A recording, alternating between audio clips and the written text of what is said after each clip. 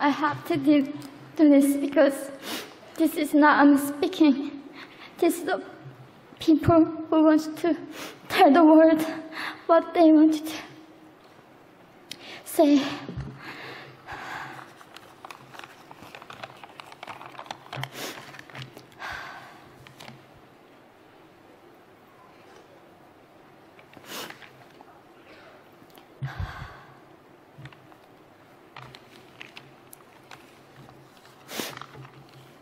North Korea is an unimaginable country.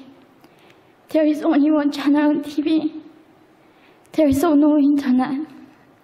We aren't free to sing, say, wear, or think what we want. North Korea is the only country in the world that executes people for making unauthorized international phone calls.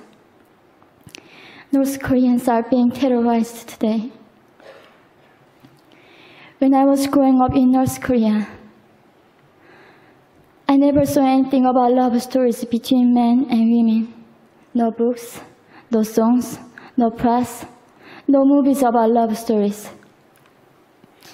There is no Romeo and Juliet. Every story was propaganda to brainwash us about the Kim dictators. I was born in 1993. And I was abducted at birth, even before I knew the words freedom or human rights. North Koreans are desperately seeking and dying for freedom at this moment. When I was 9 years old, I saw my friend's mother publicly executed.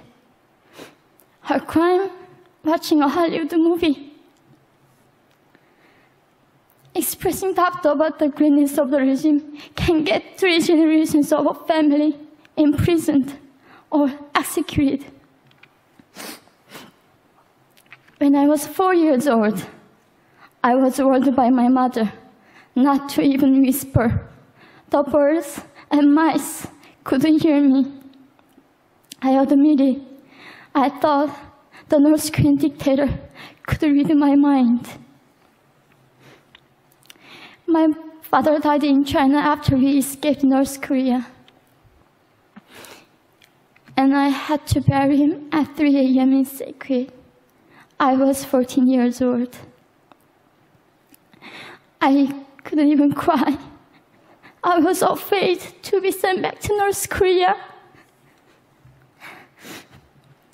The day I escaped North Korea, I saw my mother raped. The rapist was a Chinese broker. He targeted me. I was 13 years old. There is a saying in North Korea, women are weak, but mothers are strong. My mother allowed herself to be raped in order to protect me. North Korean refugees, about 300,000, are vulnerable in China. 70% of North Korean and teenage girls are being victimized, sometimes sold for as little as $200. We walked across the Gobi Desert, following a compass. When they stopped working, we followed the stars to freedom. I felt only the stars were with us. Mongolia was our freedom moment. Death or dignity. Armed with knives, we were prepared to kill ourselves if we were going to be sent back to North Korea. We wanted to live as humans.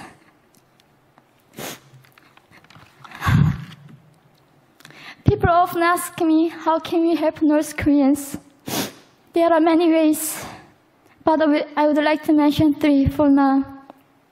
1, educate yourself so you can raise awareness about human crisis in North Korea. 2, help and support North Korean refugees who are trying to escape to freedom. 3. Petition China stop repatriation. We have to shed light on the darkest place in the world. It isn't just North Korean human rights. It's our rights that North Korean dictators have violated for 7 decades. We need governments all around the world to put more pressure on China to stop repatriation. In particular, Chinese delegates of One Young World can play a part by speaking up.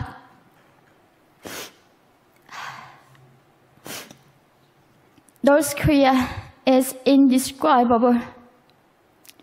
No humans deserve to be oppressed just because of their birthplace. We need to focus less on the regime and more on the people who are being forgotten. One Young World, we are the ones who will make them visible. Fellow delegates, please join me as we make this a global movement to free North Koreans.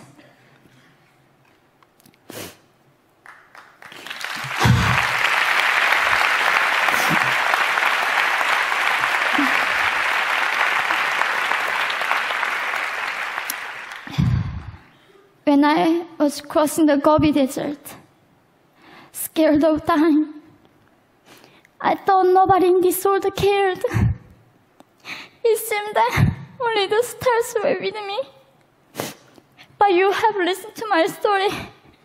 You have cared. Thank you very much.